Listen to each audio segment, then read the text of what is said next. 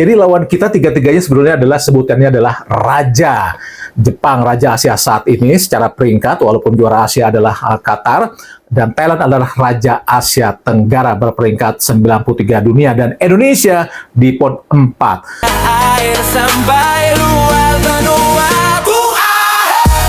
Ya, Assalamualaikum warahmatullahi wabarakatuh. Salam olahraga. Baik, rekan-rekan semua, berjumpa kembali dengan saya Hadi Gunawan atau Bung Ahai dalam The Ahai Show. Ya, langsung saja Indonesia masuk grup neraka, grup keras di Piala Asia tahun 2027 yang akan berlangsung di Arab Saudi tahun depan. Indonesia bergabung di grup F di Piala Asia nanti bersama Jepang, Qatar juara bertahan, Thailand, dan juga Indonesia. Kemudian yang berlangsung di Riyadh, Arab Saudi ini benar-benar menempatkan Indonesia pada pertarungan grup yang sangat-sangat luar biasa keras ya. Karena Jepang memang, ya kita seperti ketahui, adalah Raja Asia saat ini berperingkat 18 dunia.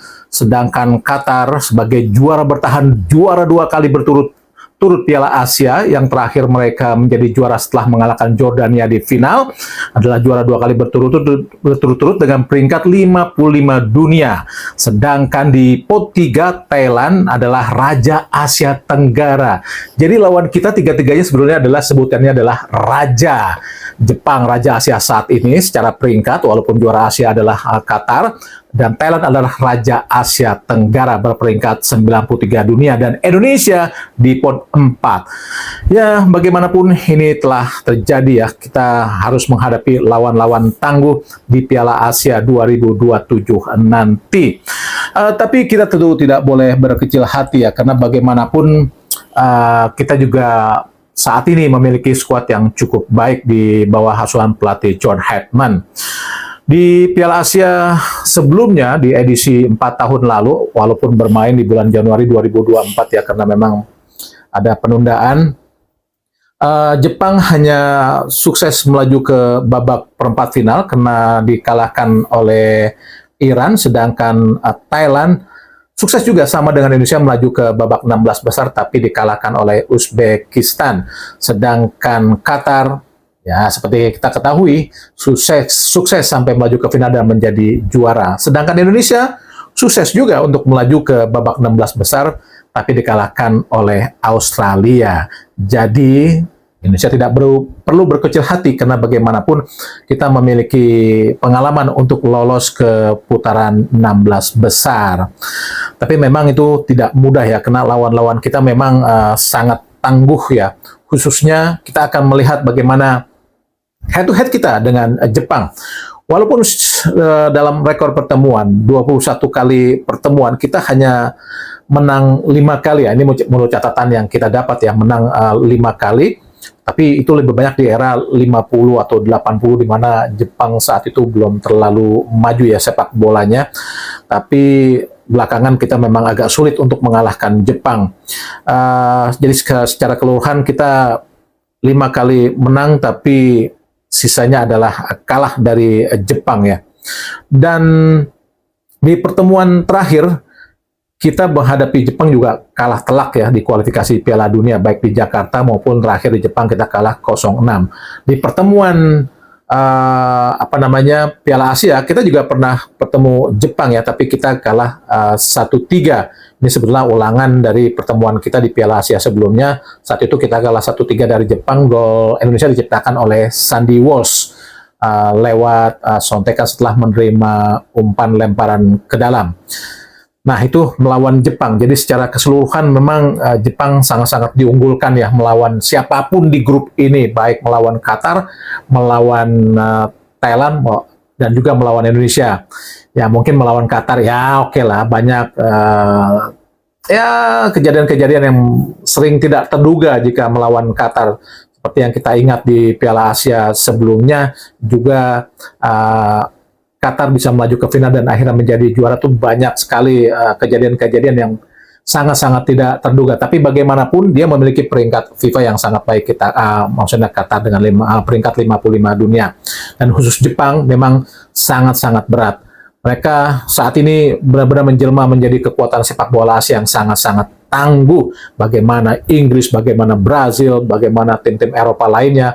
Jerman juga kesulitan untuk menghadapi Jepang saat ini. Walaupun saat ini mereka berperingkat 18 dunia, tapi banyak juga yang berpendapat di Piala Dunia nanti Jepang mungkin bisa menduduki posisi puncak grup sesuai maksudnya ramalan banyak orang. Tapi kita akan lihat khusus di Piala Asia, Jepang memang menjadi lawan yang mungkin ya sudahlah bisa dibilang agak di luar kemampuan para pemain Indonesia dan juga mungkin beberapa pemain seperti Qatar dan juga Thailand. Karena banyak sekali pengamat-pengamat sepak bola di Thailand juga mengatakan bahwa mungkin mereka akan melepas pertandingan melawan Jepang dan khusus untuk menghadapi Qatar dan juga Indonesia.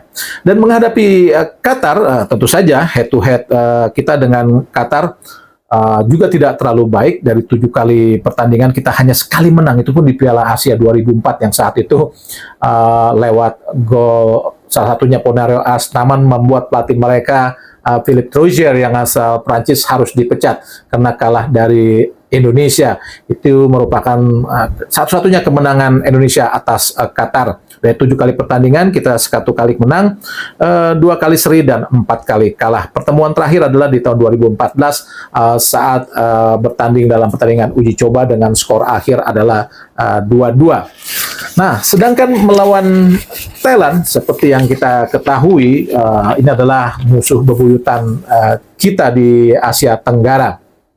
Mereka saat ini pun peringkat FIFA-nya jauh lebih baik dibanding Indonesia ya, karena mereka memiliki peringkat FIFA 93 dunia, jauh di atas Indonesia yang saat ini berperingkat 122 dunia.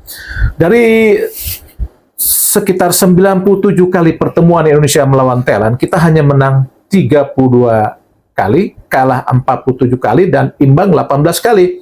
Dan hanya bisa mencetak gol sebanyak 121 kali dan kebobolan 167 kali.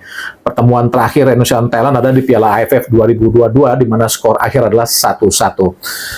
Tapi itu adalah secara data dan statistik.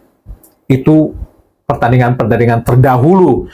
Mungkin sebelum kita menapaki pertandingan kualifikasi Piala Dunia 2026. Nah, kita fokus di kualifikasi Piala Dunia 2026 tentu saja, karena bagaimanapun kita memiliki reputasi yang bagus di event ini.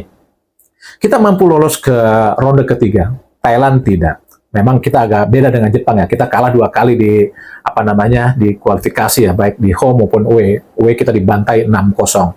Tapi melawan Qatar, kita tidak perlu berkecil hati karena Qatar juga hanya hanya mampu lolos di ronde keempat. Itu pun kita juga main di ronde keempat. Jadi secara kemampuan sebetulnya Indonesia tidak kalah dengan materi yang dimiliki Qatar ataupun juga Thailand.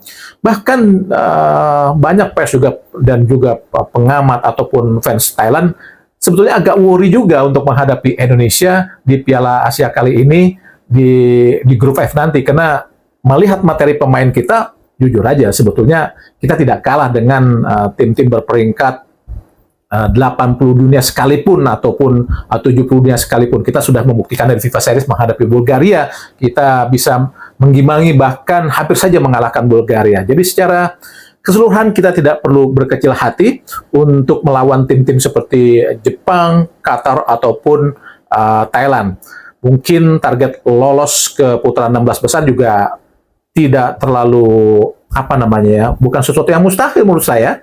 Bukan angan-angan yang besar, itu bisa dibilang angan-angan yang sangat wajar melihat materi pemain yang kita miliki saat ini di bawah pelatih George Hetman, dengan materi pemain yang bermain di Eropa seperti Jai Ijas, Emil Audiero, Martin Pas, Justin Hubner dan banyak lagi. Saya rasa kemampuan pemain-pemain Indonesia tidak kalah dari tim manapun di grup F nanti. Jadi buat saya tidak perlu berkecil hati dengan bergabungnya Indonesia di grup F yang sangat keras bersama Jepang, Qatar, dan Thailand. Kita juga memiliki peluang untuk lolos ke babak selanjutnya.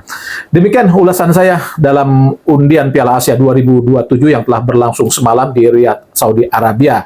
dan saya yakin kita akan bisa melaju ke babak berikutnya. Demikian ulasan saya atau bahasan saya dari Hadi Gunawan atau Bung Ahai. Saya ucapkan terima kasih. Wassalamualaikum warahmatullahi wabarakatuh dan salam olahraga.